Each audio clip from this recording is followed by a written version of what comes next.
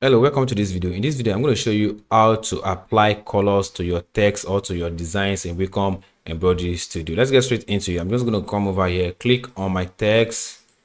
I'm going to click on my text. Then I'm going to come down here to where we have the color palette here. So we have different types of color. You can see here. I'm going to click on this. It's going to change the color.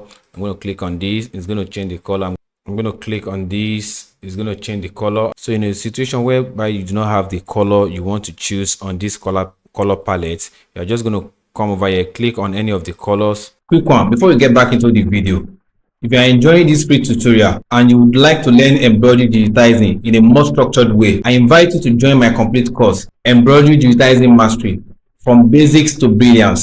Inside, I'll take you from fundamentals to advanced level digitizing, using practical real-world projects and easy to follow lessons.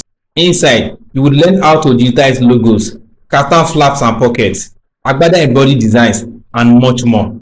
If you are ready to stop guessing and start digitizing with confidence, click the link below or in the description to get started now. The early bird offer is only open for the limited time. Let's get back into it. Then I'm going to right click, right? So it's going to bring the color mix here. So you can see this. So I can select from here any color that is not available here. You can see, let me select this, right? Then I'm going to double click on this also.